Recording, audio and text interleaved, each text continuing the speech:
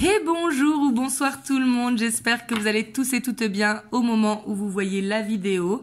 Donc moi je suis ravie de vous retrouver comme à chaque guidance et aujourd'hui on va aller voir les énergies de la pleine lune, donc qui aura lieu le 15 novembre et qui sera située en taureau. Donc bien évidemment ça ne parlera pas que au signe du taureau, ça parlera à tout le monde, ça va dépendre dans votre thème astral comment est positionné le taureau. Donc bien évidemment je la fais largement avant comme vous le savez car les énergies glissent quelques jours avant, quelques jours après, donc n'hésitez pas à l'enregistrer pour la revisionner plus tard, parce que peut-être qu'aujourd'hui elle ne vous parlera pas, mais que la semaine prochaine ça vous parlera. Hop, on va aller voir la dynamique principale qui va dominer la pleine lune, et pour tous ceux qui le souhaitent, vous avez le lien de mon site internet en barre de description. Je rajouterai quelques places pour novembre, parce que je n'ai pas encore mis les 2 dernières semaines. Donc ici on a la 6 d'eau en dynamique principale, donc ça c'est l'énergie vraiment qui va dominer la pleine lune. Donc on voit avec la 6 d'eau que on va avoir beaucoup de nostalgie, des souvenirs d'enfance, mais peut-être aussi de vie antérieure. On voit qu'il y aura ce côté nostalgique qui va revenir, mais c'est pas forcément les moments douloureux du passé, c'est les moments heureux, comme par exemple l'odeur du chocolat chaud quand vous étiez petit, etc., etc. Ce sont les souvenirs d'enfants où justement on était un petit peu détachés, voyez, où il y avait ces rêves d'enfants qui étaient présents. Et on a la 9 d'eau en dos de deck, donc on voit quand même qu'ici ça va peut-être être le moment de libérer certains poids pour pouvoir manifester un souhait. Donc ça vraiment on adore et ça va être peut-être le moment de se remémorer peut-être quel était votre rêve d'enfant lors de cette pleine lune. Donc ça vraiment on adore. Hop, on va aller voir les énergies d'une manière générale et après on ira voir au niveau émotionnel.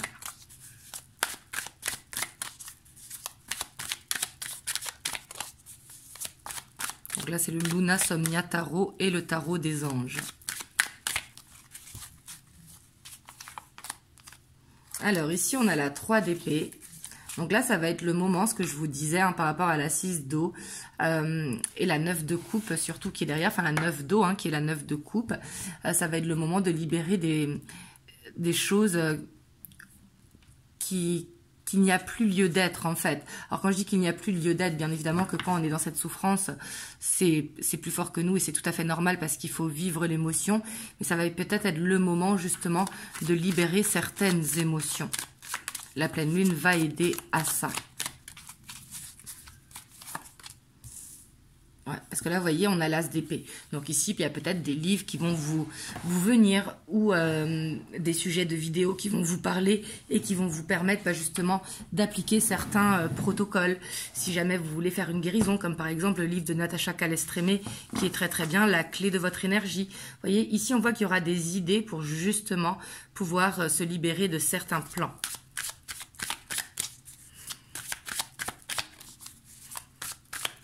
En tout cas, on voit qu'il y aura beaucoup d'idées qui vont arriver autour de cette pleine lune. N'hésitez pas à les noter parce que des fois, on a plein d'idées. Moi, je sais que ça m'arrive souvent. Mais après, comme on ne les note pas, on oublie. Donc attention quand même aux angoisses qui seront là, à la nuit qui sera perturbée, parce qu'ici on ira voir au niveau émotionnel, mais j'ai l'impression que ça va être par rapport à l'émotion. Peut-être qu'il y aura ce côté très à fleur de peau qui va être là avec la pleine lune, parce qu'il y aura peut-être ce besoin de se recentrer sur soi, parce qu'ici avec la reine de coupe c'est souvent celle qui fait tout pour son foyer, pour les siens, pour les amis, etc., etc. Mais souvent la reine de coupe, elle a tendance à s'oublier. Donc ici, ça va sûrement être le moment de penser à soi, de se recentrer sur soi et de se faire plaisir à soi-même. De se coucouner par exemple. Donc on a la 8 de Pentacle. En tout cas, on voit qu'il y aura beaucoup d'intuition concernant le professionnel. Ouais, ici, on aura le côté très à fleur de peau. On va aller voir après au niveau émotionnel ce que ça dit par rapport à votre situation, que vous soyez célibataire, en couple, en relation, en dents de scie, peu importe. Mais en fait, ce qu'elle va impacter au niveau émotionnel. Ici, on voit qu'il y aura peut-être des souvenirs d'enfance pour certains qui va être le moment peut-être de libérer pour pouvoir avancer sur le propre chemin. on a la justice, voyez. Donc ici, il y a peut-être quelque chose qui va se régler aussi au point de vue juridique, au point de vue administratif, un papier que vous attendiez depuis longtemps. Ici, il y aura peut-être des bonnes nouvelles, hein, avec l'as d'épée au-dessus, des bonnes nouvelles, des nouvelles que vous attendiez depuis longtemps, ou depuis quelques semaines. Ça dépend de chacun, bien évidemment. N'oubliez pas que c'est une guidance générale. Mais ici, on voit qu'il y aura peut-être des nouvelles qui vont arriver par rapport à quelque chose qui avait été entamé.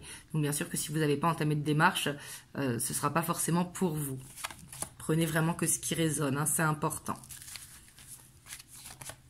Il y aura peut-être aussi un ras-le-bol de faire une introspection pour certains d'entre vous, parce qu'ici on voit avec l'ermite, avec la 9 d'épée, on voit que le côté peut-être ermite, le côté parce que l'ermite c'est une énergie très très positive, hein, parce que c'est justement ce recentrage sur soi, c'est écouter sa guidance intérieure. Et ça, on voit qu'il y aura peut-être comme un petit ras-le-bol de tout le temps se remettre en question. Et comme je dis toujours, se remettre en question, c'est bien, mais de se remettre trop en question, bah, ce n'est pas bon non plus. Il faut un juste équilibre dans tout. Donc, on a la reine de Pentacle avec les lovers. Donc, on voit qu'il y aura des choix à faire, hein, bah, comme tout le temps. Hein. De toute façon, le plus grand pouvoir dans la vie, c'est le pouvoir du choix. Ça, il ne faut pas l'oublier. On a tous ce pouvoir-là, justement, parce qu'on fait des choix dans notre vie qui, justement, bah, après, ont des conséquences, des impacts. Mais ici, il y aura des choix à faire, des choix stratégiques, peut-être concernant le travail. Mais ça va être surtout le choix de penser à soi, de justement savoir dire stop peut-être à certaines personnes. Des personnes, vous savez, on a tous autour de nous, hein, des vampires énergétiques. Ça va peut-être être de faire un ménage à ce niveau-là. Mais ça va être aussi surtout de penser à qu'est-ce qu'on veut plus tard, qu'est-ce qu'on a besoin de libérer par rapport à ce que l'on veut avancer. Mais ici, en tout cas, on voit une guérison qui est possible si jamais on se recentre sur soi, mais pas dans le côté introspection, c'est plus le côté être dans l'amour de soi. Vous voyez ? Et ça va être important. Ici, avec le cavalier de bâton, on voit quand même beaucoup d'opportunités pour certains d'entre vous. Ça va être des opportunités qui tombent de nulle part et que ça va réveiller un feu en chacun de nous. Hein. Et ici, on voit avec le cavalier de Pentacle qu'il y aura beaucoup de passion qui sera là, d'où le côté à fleur de peau aussi. Hop, on va aller voir au niveau émotionnel. Mais elle va être mitigée, j'ai l'impression. Elle va être positive, mais mitigée dans le sens que ça va demander quand même de penser à soi. C'est très bien de penser à soi, hein, c'est pas la pire des choses, mais c'est surtout de se faire passer prioritaire en fait. Et ce n'est pas être égoïste, hein, c'est être dans l'amour du soi. Je ne parle pas dans le côté où on a envie de le faire, bien évidemment.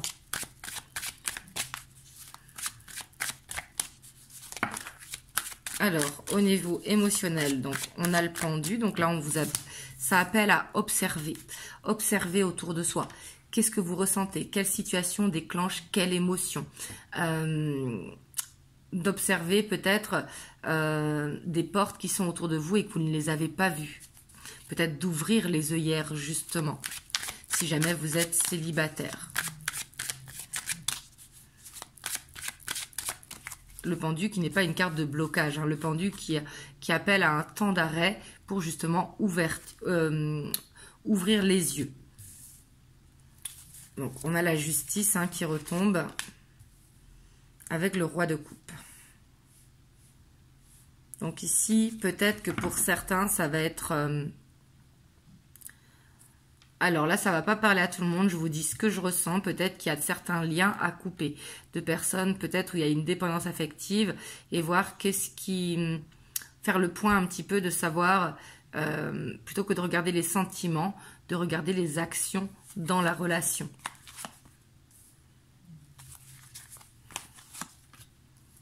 Et pour d'autres, on voit qu'il y aura vraiment ce côté où il y aura peut-être des projets, d'observer le bon moment, justement, parce que la justice, c'est tout aussi ce qui est engagement. Si jamais vous êtes en couple, ici, on voit qu'il y aura peut-être des bons projets, une bonne harmonie au foyer, et qu'il y aura surtout beaucoup de communication avec la personne de votre cœur, si vous êtes en couple. Si vous êtes chacun chez soi, ici, j'ai l'impression qu'il faudra changer quelques habitudes. Voyez, parce qu'ici, il y a peut-être j'ai l'impression en fait que vous donnez trop dans une relation et que du coup, ça vous prend de l'énergie. Et j'ai l'impression ici avec la force que c'est une sorte de dépendance affective. Parce qu'ici, on voit qu'il y a une fin de cycle. Alors, la fin de cycle, ça ne parle pas forcément de séparation. Ça peut être la fin du cycle d'une instabilité si jamais vous êtes dans un couple qui est instable. Parce qu'on voit que quand même, il y a besoin de stabilité au sein du foyer. Et on voit que la communication est peut-être instable pour certains d'entre vous. Et on voit que pour que ça change, il y a quelque chose à changer. Peut-être de moins donner, etc. Ou alors de vous poser les bonnes questions par rapport à la personne avec qui vous êtes engagé. Donc là, j'ai conscience que ça ne va pas parler à tout le monde. Hein. Mais ici, on voit qu'il y a une fin de cycle, en tout cas, par rapport à quelqu'un. Vous voyez ? Et c'est pas forcément une séparation, une fin de cycle. Hein, c'est quelque chose à changer. Donc ici, on voit qu'il y aura quand même beaucoup de rêves et beaucoup de passions qui seront là. Hein. Peut-être beaucoup d'ego aussi pour certains.